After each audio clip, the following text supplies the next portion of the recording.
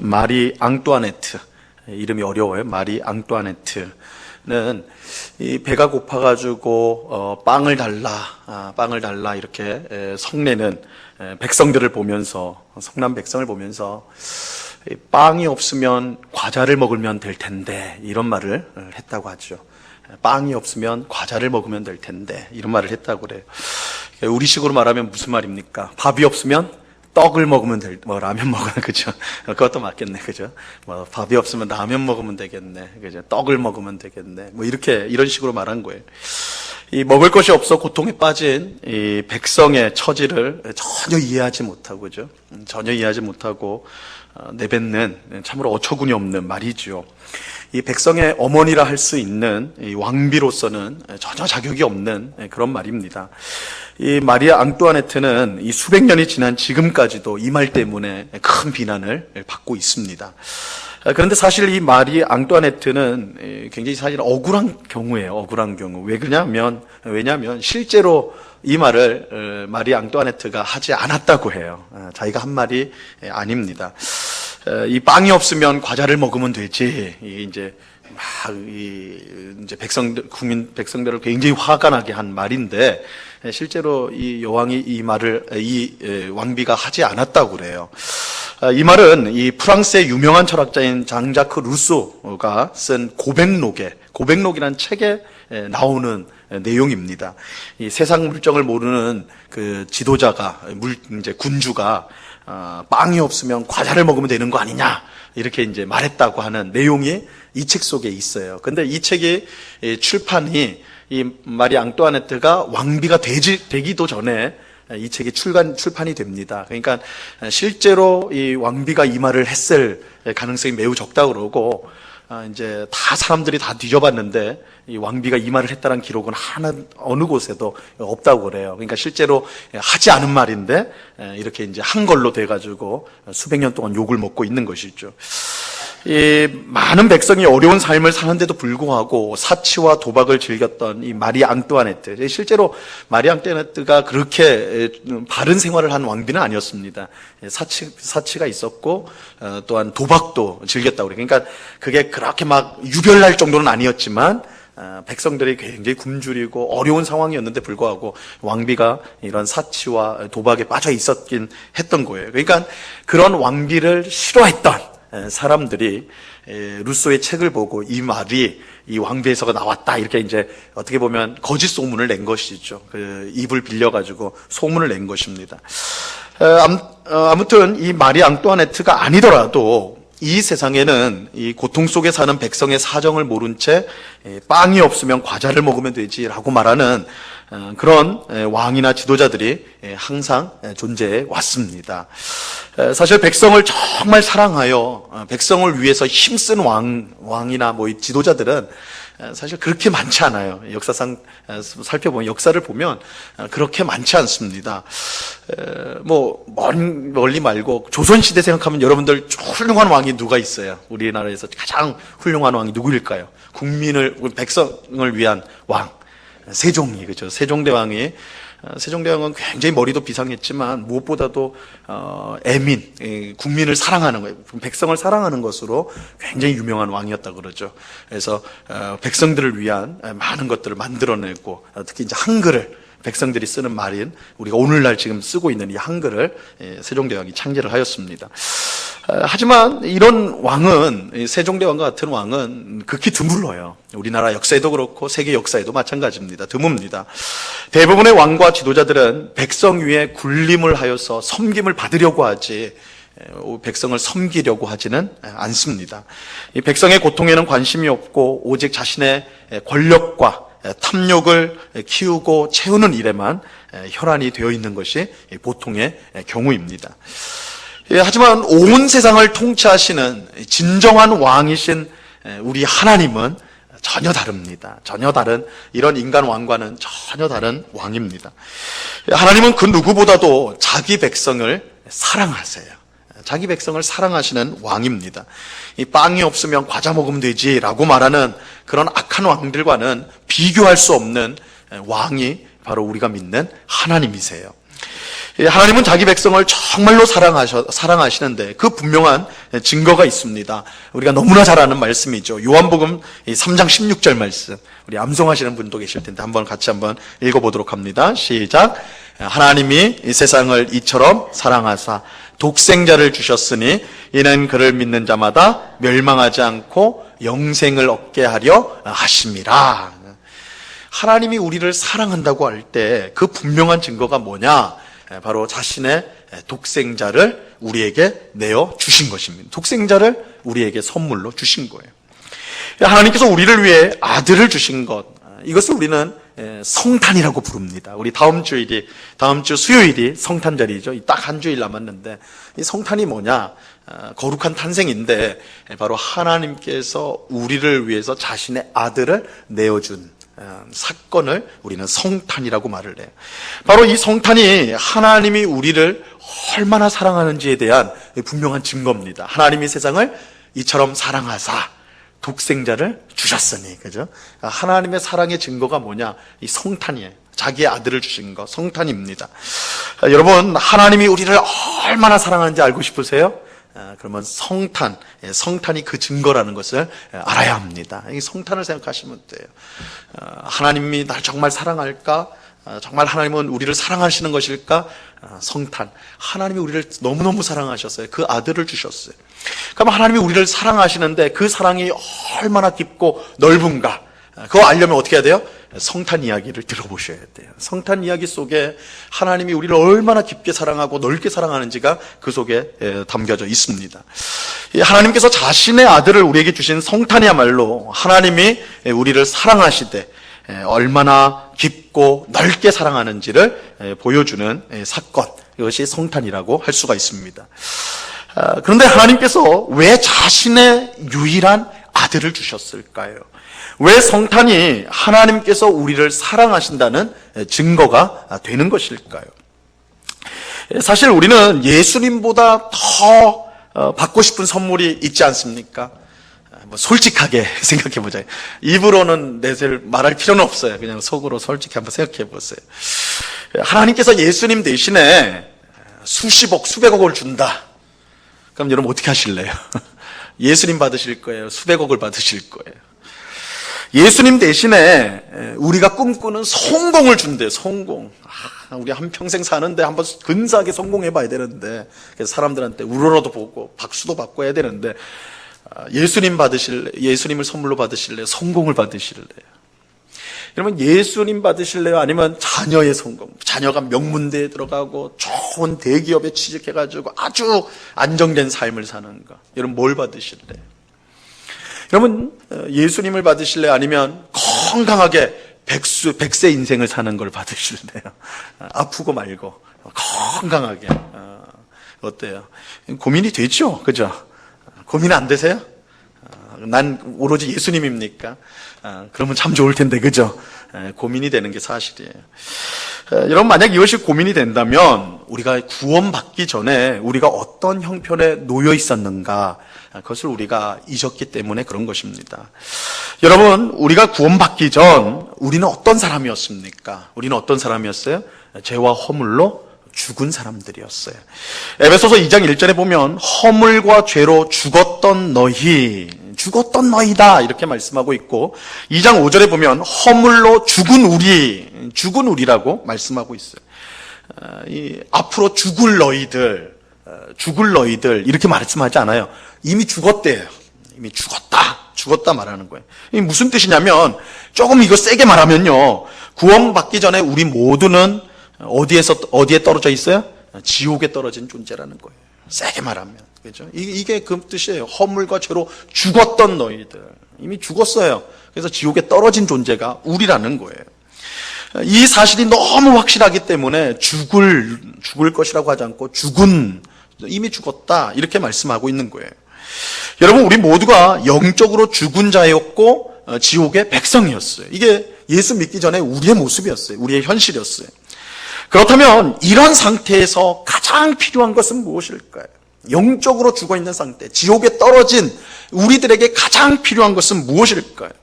여러분 상상하기 싫겠지만 한번 지옥에 있다고 가정을 해보자고요. 뭐 그럴 리는 없지만 생각은 자유니까 한번 생각을 해보세요.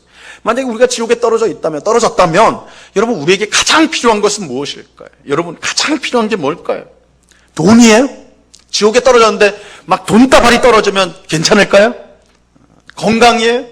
인생의 성공이에요? 아마 지옥에 떨어졌으면 아무리 그런 거 다 준다 해도 생각도 안 할 거라, 그죠? 그거 다 필요 없는 거 아니에요? 다 필요 없는 거예요. 생각도 나지 않을 거란 말이에요. 여러분, 지옥에 있다고 한다면 가장 필요한 게 뭐겠어요? 가장 필요한 게 뭐겠어요?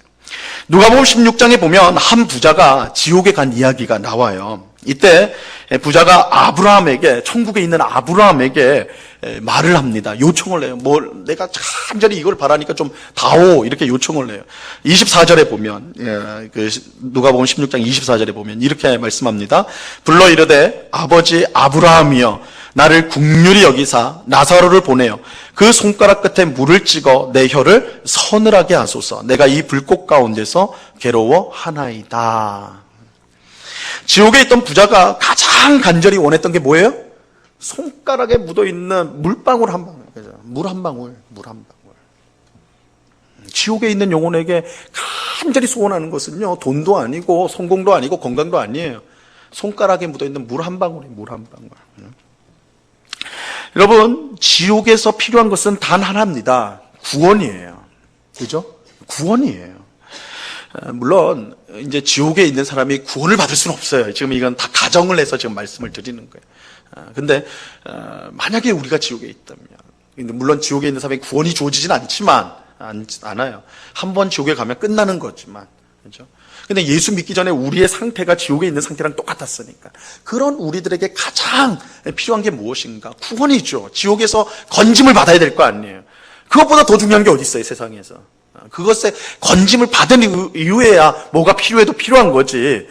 지옥에 있으면서 다 가진들 그게 무슨 소용이 있겠냐고요. 그죠?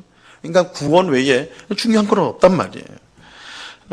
이것이 바로 하나님께서 다른 것이 아닌 자신의 아들을 우리에게 보내주신 이유입니다. 여러분, 예수라는 이름의 뜻이 뭔지 아세요? 예수라는 이름의 뜻이 뭐예요? 예수는 구원자라는 뜻이에요. 구원자.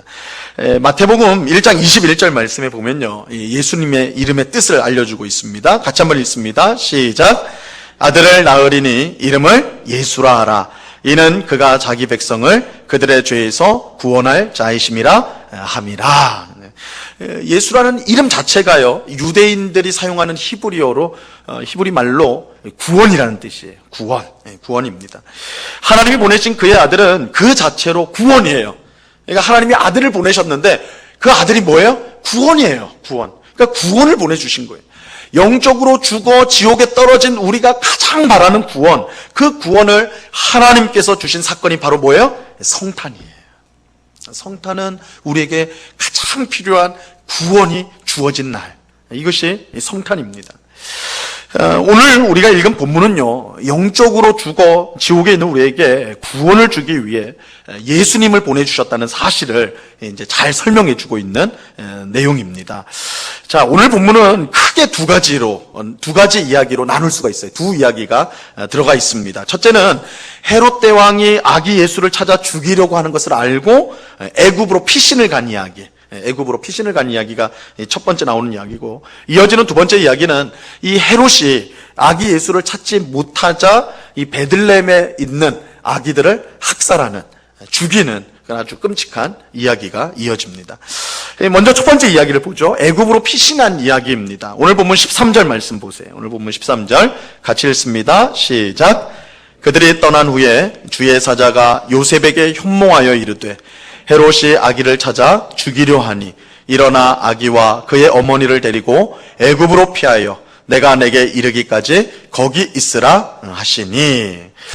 이 말씀에서 그들이 떠났다 할 때 이 그들은 동방박사들을 말하는 거예요. 동방박사들이 아기 예수님을 만나고 돌아간 후에 주의 사자가, 천사가 요셉에게 나타났어요. 꿈 중에 나타나서 헤롯 대왕이 이 아기 예수를 찾아 죽이려고 하니까 지금 즉시 애굽으로 피신을 해라, 이렇게 말을 해 주었어요.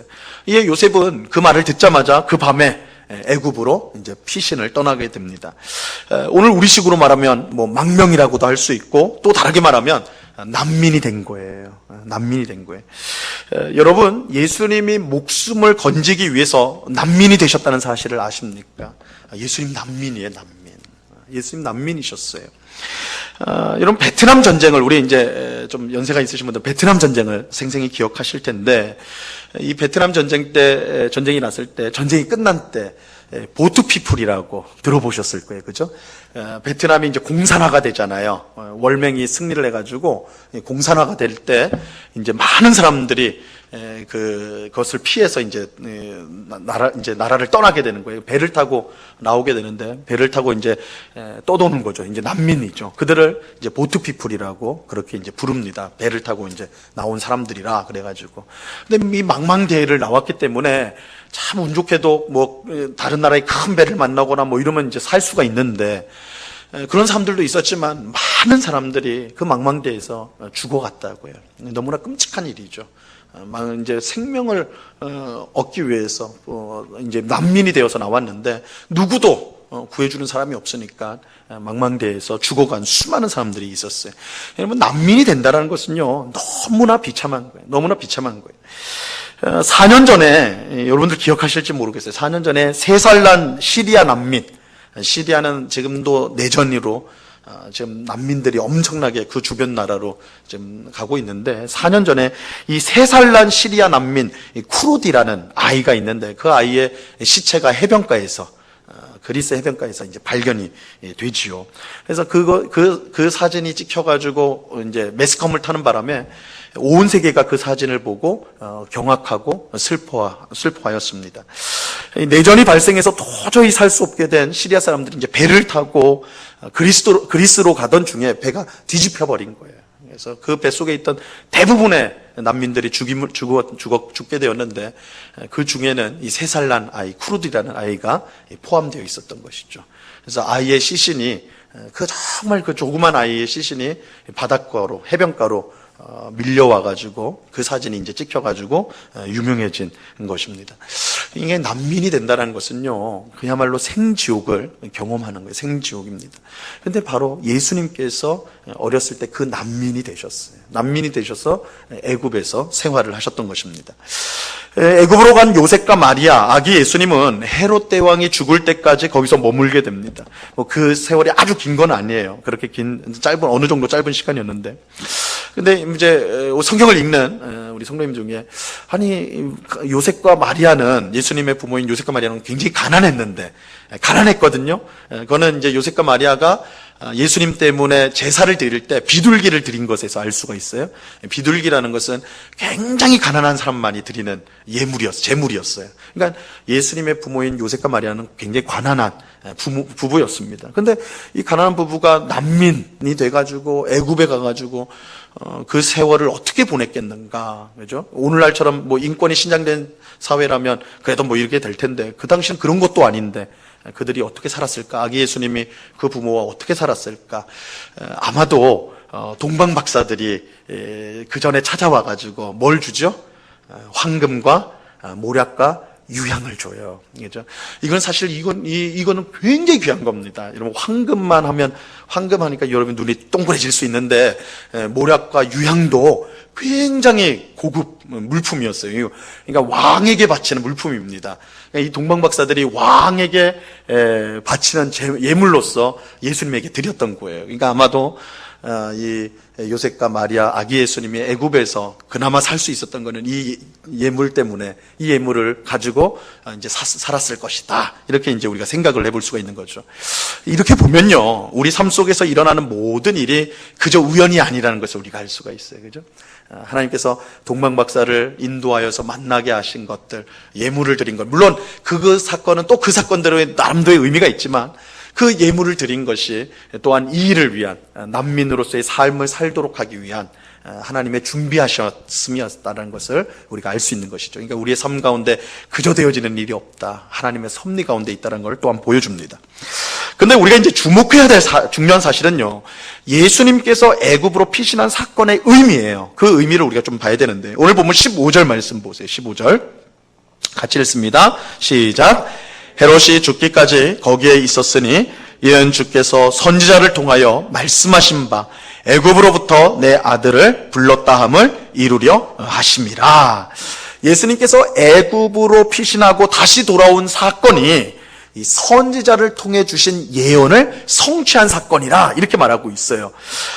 그 예언을 한 선지자가 누구냐? 호세아 선지자예요. 우리 수요일마다 살펴보고 있는 호세아 선지자인데, 호세아서 11장 1절 말씀에 보면 이 내용이 나옵니다. 11장 1절에 보면 이스라엘이 어렸을 때에 내가 사랑하여 내 아들을 애굽에서 불러냈거늘. 그죠? 애굽에서 내 아들을 애굽에서 불러냈다. 이 말씀을 우리 이제 마태복음을 쓴 마태는 이게 성령의 감동을 받아가지고 이게 예수님이 애굽으로 피신해서 다시 돌아온 그 이야기를 성취한 거구나 이렇게 해서 한 거예요.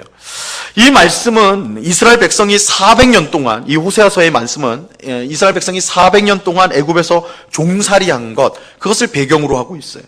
그 오랫동안 애굽에서 종살이하던 이스라엘 백성은 하나님께 구원해 주시기를 간절히 요청을 하지요. 그러니까 처음에 애굽에 갔을 때는 요셉 때문에 간 거 아니에요. 그죠? 갔을 때는 애굽 왕이 잘해줬어요. 했는데 요셉을 모르는 왕이 세워질 때부터 이스라엘 백성들을 종 취급하는 겁니다. 그 나중에는 이스라엘 백성이 너무 많아지니까 남자아이들을 다 죽이게 하고 이렇게 아주 종으로서 힘든 노동을 시키고 굉장히 고통스럽게 했거든요. 그러니까 그 종살이에 지친 이스라엘 백성들이 하나님 앞에 간구를 한 겁니다. 우리를 구원해 주십시오.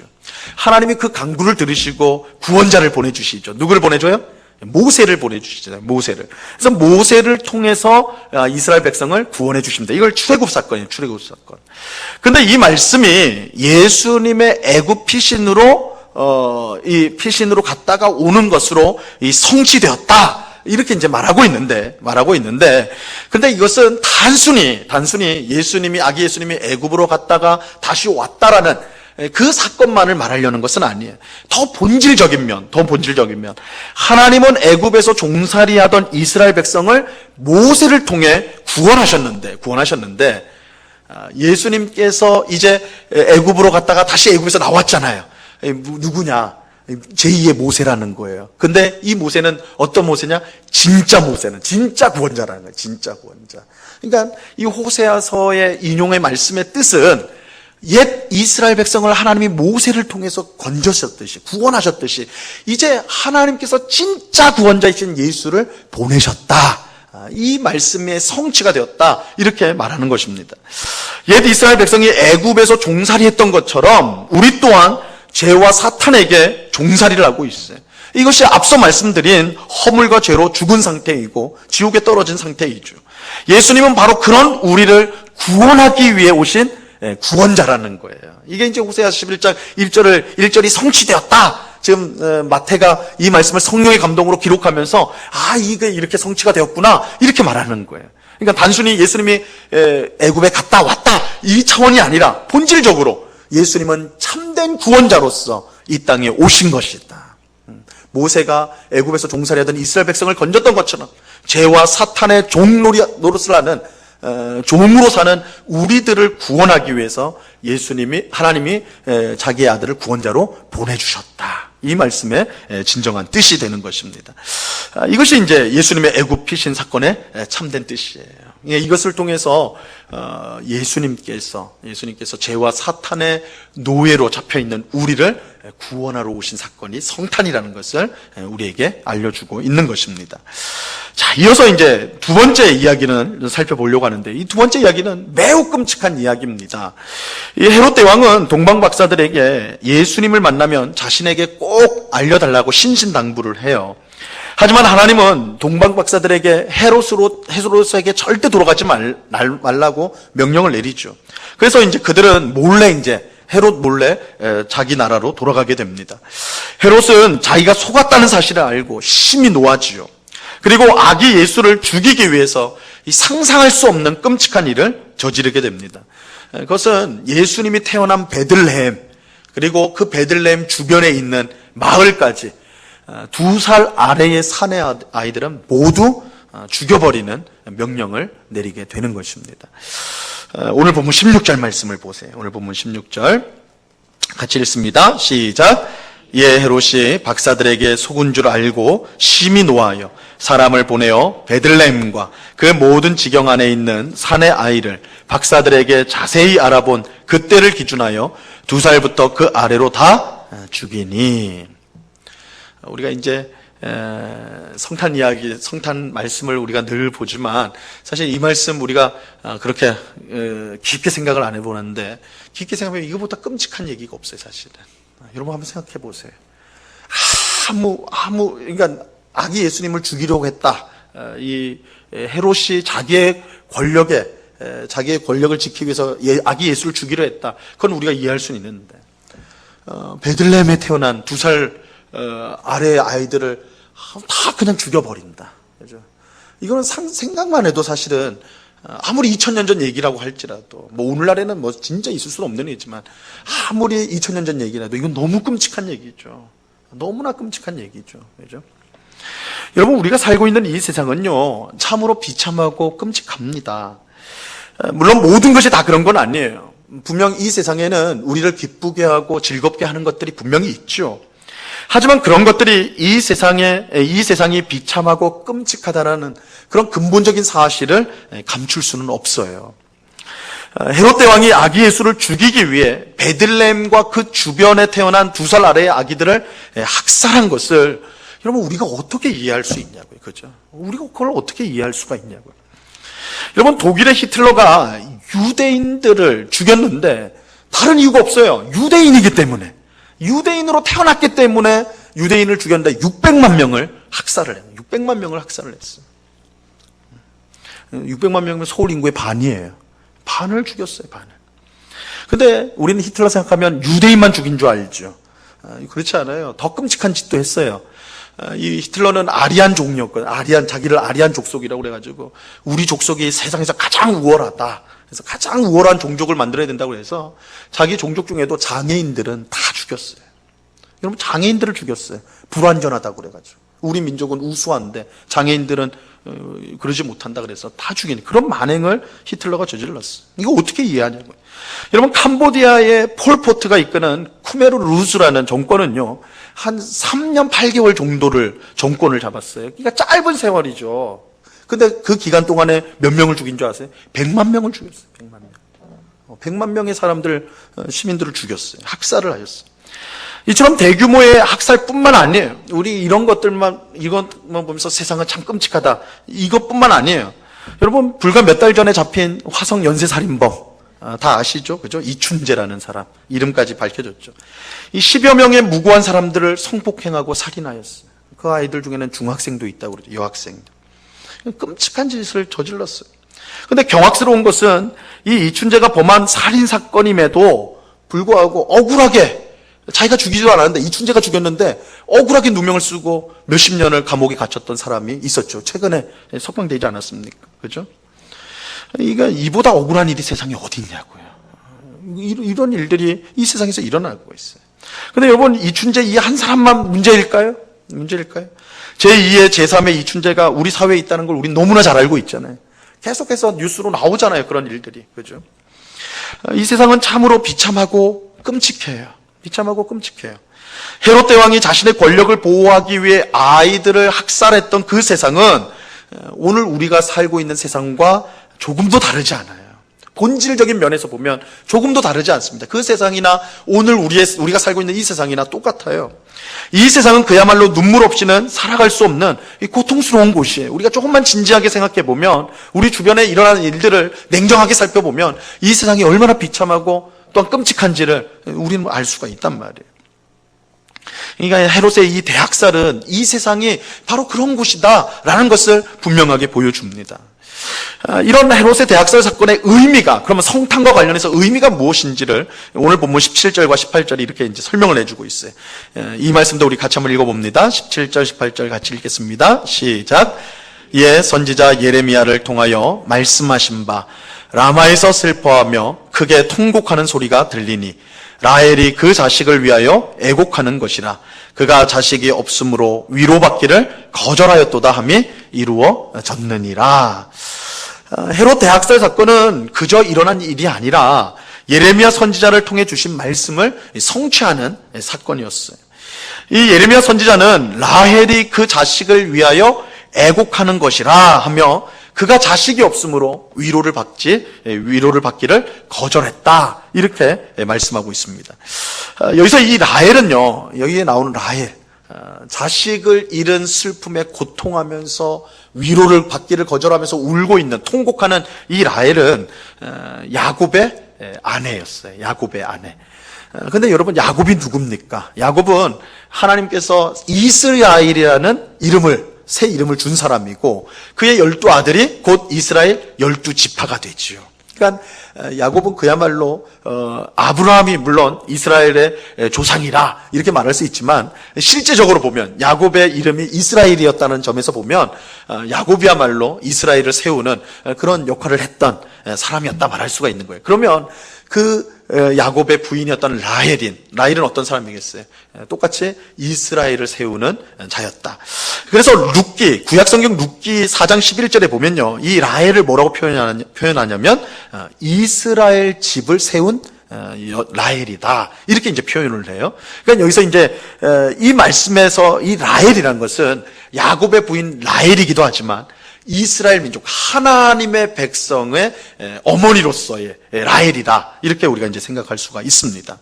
라헬이 그 자식이 없으므로 위로받기를 거절하고 애곡했다라는 것은 단순히 라헬 개인이 그런 아픔을 겪었다라는 뜻이 아니라 더 확장돼서 이스라엘 백성의 어머니로서의 라헬 이야기라, 이렇게 말할 수가 있는 것이죠. 이 말씀은 예레미야 선지자가 활동을 할 때 이스라엘이 그 타락으로 말미암아 나라가 망하고 포로가 되어서 바벨론으로 끌려간 사건과 관련이 있어요. 그러니까 이 라헬이 자식을 잃었다. 오늘 말씀에서 라헬이 자식을 잃었다는 것은 무슨 말이냐면, 이스라엘 백성들이 망해가지고 바벨론으로 포로로 끌려간 그것을 자식을 잃었다, 이렇게 말하는 것입니다. 근데 이 말씀이 헤롯의 유아학살에서 성취되었다라고 지금 말씀하고 있거든요. 오늘 본문에 보면 이것은 헤롯의 유아학살이 단순히 아이들을 죽인 끔찍한 사건이 아닌 사탄과 죄가 하나님의 백성을 대적하는, 하나님의 백성을 죽이는 것을 보여주는 것이라고 할 수 있는 것이죠. 바로 우리가 놓여있는 끔찍한 현실에 대해서 말을 하고 있는 거예요. 하나님은 바로 그런 현실 가운데 절망하고 있는 우리에게 그의 아들을 구원자로 보내주셨다라는 거예요. 여러분, 예수님은요, 동화에 나오는 백마탄 왕자님이 아니에요. 우리에게 고상한 진리를 가르쳐 주기 위해 오신 선생님도 아니에요. 예수님은 죽을 병에 걸려서 고름이 온 몸에서 흘러나오는 우리를 찾아와서 친히 그 손과 입으로 그 고름을 빨아 우리를 살리는 의사라고 할 수가 있어요. 참, 예수님은 의사예요, 의사. 예수님은 헤롯의 유아학살이 발생하는 이 비참하고 끔찍한 세상 속에 친히 들어오셔서 우리를 구원하여 주시는 분입니다. 그게 예수님이에요. 라헬처럼 우는 것밖에 할 수 없는 우리를 위로하기 위해서 오신 분이 바로 예수님이라는 거예요. 그러니까 이 유아학살이라는 굉장히 끔찍한 사건이 말씀의 성취다, 이렇게 말하는 것은 우리가 지금 살고 있는 이 세상이 그렇다는 거예요. 본질적으로 보면 사실이 그렇거든요. 이게 개인적으로도 그렇고 사회적으로도 그렇고 전 세계적으로도 우리가 조금만 보면 이 세상이 얼마나 끔찍하고 비참한지 몰라요. 근데 그것을 우리가 고칠 수 있습니까? 사람이 고칠 수 있나요? 우리가 지식적으로 막 뛰어난 사람들이 되면 고칠 수가 있을까요? 과학 문명이 막 발달되면 고칠 수 있을까요? 100년 전 사람들은 그렇게 생각했어요. 사람들이 다 잘 배우고 과학기술이 발달되면 이 세상은 유토피아가 될 거라고 생각을 했단 말이에요. 근데 실현이 됐어요? 100년이 흐른 지금 어떻습니까? 우리가 지금 잘 알고 있잖아요. 지금 북에서 핵실험 하잖아요. 핵실험. 핵폭탄 하나 떨어지면 어떻게 됩니까? 수십만, 수백만 명이 죽는 것은 순식간에 그렇게 죽는 세상에서 우리가 살고 있어요. 그죠? 지금 미국과 러시아가 갖고 있는 핵무기로 이 세계는 수만 번 없어질 수 있다고 그러죠. 우리가 마음 편하게 자고 먹고 살고 있지만 이 세상은 어느 순간 사라질지 모르는 그런 속에 살고 있는 거예요. 그러니까 이런 현실을 우리 힘으로 고칠 수가 없어요. 이런 기가 막힌 현실 속에. 여러분, 이건 개인적으로도 마찬가지죠. 여러분, 우리가 편안히 살 때는 괜찮지만 억울한 일을 당할 때가 있어요. 뭐 이춘재 같은 사람 때문에 억울한 누명을 쓰고 감옥에 갔다. 그런 삶을 살았다 그러면 그건 얼마나 기가 막힌 거예요. 그죠? 근데 그걸 어떻게 하겠냐고요. 할 방법이 없어요. 돌이킬 방법이 없고 바로 잡을 방법이 없어요. 그게 우리가 살고 있는 세상의 본질이란 말이에요. 울 수밖에 없는, 라헬이 통곡할 수밖에 없는 그런 현실 속에 우리가 지금 살아가고 있다는 것이죠. 근데 바로 그 현실 속에 살고 있는 우리들, 울 수밖에, 우는 것 외에는 아무것도 할 수 없는 무기력한 우리들을 구원하기 위해서 오신 분이 바로 예수님이라는 거예요. 그러니까 오늘 본문의 사건의 참된 의미는 바로 거기에 있는 거예요. 우리는 울 수밖에 없어요. 라헬처럼 위로받기를 거절할 정도로. 그러니까 얼마나 그 마음이 슬프면 위로받기를 거절한, 그러니까 그러한 심정으로 살아가는 우리들에게 예수님이 구원을 가지고 오셨다. 이것이 오늘 이 사건의 중요한 가장 핵심적인 내용이 되는 것입니다. 자, 바로 이런 이유로 예수님은 하나님이 우리에게 주신 가장 귀한 선물이 되는 것입니다. 하나님이 우리를 사랑하신다는 가장 분명한 증거가 바로 예수님이라는 거예요. 예수님. 여러분, 예수님이 오시지 않았다면 우리는 죄에서 구원받을 수 없고 비참하고 끔찍한 이 세상에서 그저 라헬처럼 울 수밖에 없는 게 우리들이란 말이에요. 하나님께서 우리를 위해 예수님을 구원자로 보내주셨기 때문에 우리는 천국을 선물로 받고 비참하고 끔찍한 세상 속에서도 눈물 대신에 소망을 갖고 살아갈 수 있는 존재가 된 것입니다. 이게 바로 성탄의 의미예요. 성탄의 의미예요. 그러므로 예수님을 보내주심으로 우리에 대한 자신의 사랑을 확증하신 하나님께 감사와 찬양을 올려드리는 우리 모두가 될 수 있기를 바랍니다. 여러분, 성탄은 하나님의 사랑과 놀라운 은혜가 드러난 사건이에요. 가만두면 영적으로 이미 죽어서 아무 가망 없는 우리들을 구원하기 위해서 보내주셨어요. 아기 예수님이 애굽으로 피신하였다가 돌아온 그 사건, 예수님이 죄와 사탄의 종으로 살아가는 우리를 구원하기 위해서 오셨다라는 것을 꼭 기억하셔야 돼요. 뿐만 아니라 유아 학살을 통해서 라헬처럼 울 수밖에 없는, 아무것도 바꿀 수 없는 무기력한 우리들을 찾아와서 우리에게 참된 소망을 예수님이 주신 사건, 이것이라는 것을 우리 모두가 꼭 기억해야 됩니다. 이 성탄을 통해 주신 이 하나님의 놀라운 은혜와 사랑 속에 하나님을 기쁘시게 하는 우리의 삶이 될 수 있기를 간절히 바랍니다. 이 성탄의 의미를 깊이 새기면서 하나님 얼마나 우리 사랑하시는가, 우리가 하나님 때문에 우리가 울음밖에 나오지 않는 이 세상이지만 소망을 갖고 이제 살아가게 되었다, 이 사실을 확신하면서 이 성탄의 은혜로 날마다 살아가는 우리 모두가 될 수 있기를 우리 주님의 이름으로 간절히 축원합니다. 기도하겠습니다. 하나님 아버지, 감사합니다. 예수님이, 하나님의 아들이신 예수님이 오신 이 성탄 사건의 의미를 오늘 말씀을 통해 살펴보았습니다. 애굽의 노예로 고통하며 살았던 이스라엘 백성을 모세를 통해 구원하셨던 것처럼 하나님은 죄와 사탄의 노예로 살아가는 우리들을 구원하기 위해 예수님을 보내주셨습니다. 예수님을 믿음으로 우리는 죄와 사탄으로부터 자유케 되어졌고 하나님의 자녀가 되었고 천국을 소유한 백성이 되었습니다. 또한 하나님, 우리는 라헬처럼 울 수밖에 없는 이 세상을 살아가고 있는데 예수님이 오심으로 소망을 가지고 이 땅을 살아가게 하여 주셨습니다. 이 성탄의 뜻깊은 의미를 우리 마음속에 잘 새기며 우리에게 구원을 주시고 소망을 주신 하나님 앞에 감사하며 영광을 돌리며 이 성탄을 보낼 수 있도록 은혜를 베풀어 주시옵소서. 그리고 이 성탄의 놀라운 사랑과 은혜를 또한 알지 못하는 사람들에게 증거하는 우리 모두가 될 수 있도록 또한 도와주시옵소서. 감사와 찬양을 주께 드리오며 예수 그리스도 이름으로 기도드리옵나이다. 아멘.